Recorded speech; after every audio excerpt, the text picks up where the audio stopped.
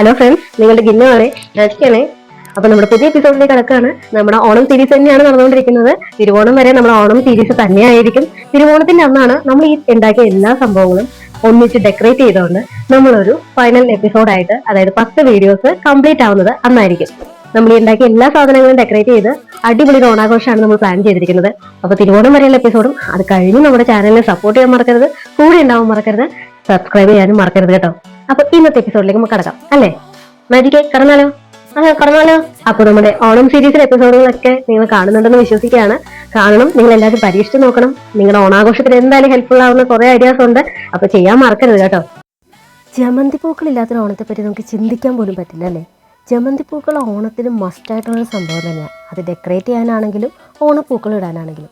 അപ്പോൾ നമ്മളിന്ന് ഉണ്ടാക്കാൻ പോകുന്നത് ജമന്തി പൂക്കളാണ്. അപ്പോൾ ഇതിന് ഒരുപാട് സംഭവങ്ങളൊന്നും വേണ്ട. സാധാരണ ഫ്ലവർ മേക്കിങ്ങിന് വേണ്ടിയിട്ടുള്ള പേപ്പർ, ഓറഞ്ച് കളറാണ് ഞാനിവിടെ എടുത്തിരിക്കുന്നത്, കത്രിക, പിന്നെ ഇത്തിരി കട്ടിയുള്ളൊരു പേപ്പർ, നൂല്, ഗ്രീൻ ടേപ്പ്, ഇത്രയും മതി. ഓക്കെ, അപ്പം നമുക്ക് ഓറഞ്ച് ഈ ഫ്ലവർ മേക്കിങ്ങിൻ്റെ പേപ്പർ നമുക്ക് എല്ലാ കടകളിലൊക്കെ കിട്ടും കേട്ടോ. ഈസി ആയിട്ട് അവൈലബിൾ ആണ്. ഇത് നമുക്ക് ഒരു 2 ഇഞ്ച് വീതിയിൽ കട്ട് ചെയ്തെടുക്കുക. ഞാനിവിടെ 2 ടൈപ്പ് ജമന്തി പൂക്കളാണ് കാണിച്ചു തരുന്നത്, ഉണ്ടാക്കുന്നതാണ് കാണിച്ചു തരുന്നത്. ഒന്ന് വളരെ സിമ്പിളായിട്ടുള്ളതും രണ്ടാമത് കുറച്ചൊന്നൊരു ഇത്തിരി ഡെക്കറേഷനൊക്കെ കൊടുത്തിട്ടുള്ളതാണ്. ഇപ്പോൾ നിങ്ങൾ കാണുന്ന സംഭവമാണ്. ഇത് വളരെ സിമ്പിളായിട്ട് നമുക്ക് ജസ്റ്റ് കുട്ടികൾക്കാണെങ്കിലും ഉണ്ടാക്കാൻ പറ്റുന്ന രീതിയിലുള്ള ഒരു ജമന്തിപ്പൂവാണ്. ജസ്റ്റ് വെറുതെ ഇങ്ങനെ നീളത്തിൽ കട്ട് ചെയ്ത് പോയാൽ മതി. രണ്ടാമത്തതെന്ന് പറഞ്ഞാൽ നമ്മൾ കുറച്ചൊരു ആ ഒരു ജമന്തിപ്പൂവിൻ്റെ പെറ്റൽ ഷേപ്പ്, അതായത് അതിൻ്റെ ആ ഒരു ഇതളുകളുടെ ഷേപ്പിനനുസരിച്ചിട്ട് അത് കട്ട് ചെയ്തെടുക്കുന്നതാണ്. അപ്പോൾ അതൊരു പെറ്റൽ ഷേപ്പിൽ നമ്മളത് നോക്കി കട്ട് ചെയ്തെടുക്കണം. നിങ്ങൾക്ക് വേണമെങ്കിൽ വരച്ചിട്ട് കട്ട് ചെയ്യാം, അല്ലാതെ ഇങ്ങനെ ഒരു ഷേപ്പ്, ഓവൽ ഷേപ്പ് അല്ലെങ്കിൽ അങ്ങനത്തെ ഒരു നീളത്തിൽ നമുക്ക് കട്ട് ചെയ്യാവുന്നതേ ഉള്ളൂ.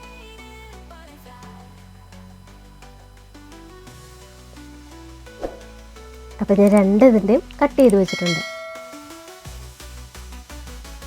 നിങ്ങൾക്ക് ജമന്തിപ്പൂവിന് എത്രമാത്രം കട്ടി വേണമോ ആ രീതിക്ക് അത്രയധികം നിങ്ങൾക്ക് കട്ട് ചെയ്തെടുക്കാം. എത്ര നീളത്തിൽ വേണം, എത്ര വണ്ണത്തിലുള്ള ജമന്തിപ്പൂ വേണം അതിനനുസരിച്ച് കട്ട് ചെയ്തെടുക്കാം. ഇനി ഒരു കട്ടി കടലാസാണ് ഇതെടുക്കുന്നത്. ഞാനിവിടെ ഉണ്ടാക്കുന്ന ജമന്തിപ്പൂവ് നമ്മൾ ജമന്തിപ്പൂ മാല പോലെ ചെയ്യാൻ വേണ്ടിയിട്ടാണ്. അപ്പോൾ അതുകൊണ്ടാണ് ഞാൻ ഇങ്ങനത്തെ കട്ടി പേപ്പർ എടുത്തിരിക്കുന്നത്. ഈ പേപ്പർ ഒരു ചെറിയ കഷ്ണം നമ്മൾ കട്ട് ചെയ്തെടുത്തിട്ട് ജസ്റ്റ് ഒന്ന് ചുരുട്ടിയെടുക്കുക. ഒരു പൈപ്പ് പോലെ, ചെറിയൊരു പൈപ്പ് പോലെ ചുരുട്ടിയെടുക്കുക. ചുരുട്ടിയിട്ട് അതിന് ചുറ്റും ഒന്ന് നൂല് ചുറ്റിയെടുക്കുക.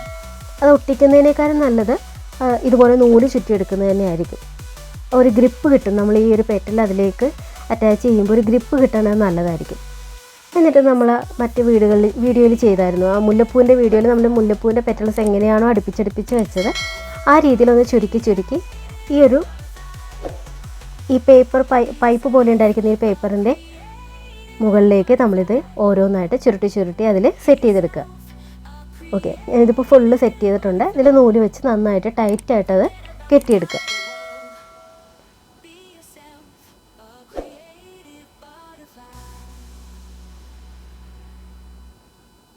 ഓക്കെ, ഇനി നമുക്ക് നമ്മുടെ ഗ്രീൻ ടേപ്പ് കൊണ്ട് ബാക്കി വരുന്ന ഭാഗം ജസ്റ്റ് ആ ഗ്രീൻ ടേപ്പ് ഒന്ന് ചുറ്റിയെടുക്കുക.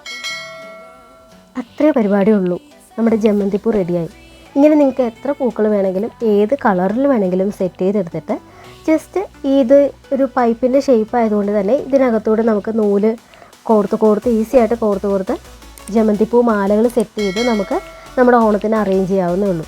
സെയിം പാറ്റേണിൽ തന്നെയാണ് നമ്മൾ ആദ്യം കട്ട് ചെയ്ത് വെച്ച് ജമന്തിപ്പൂവിൻ്റെ സംഭവം ചെയ്യേണ്ടത്.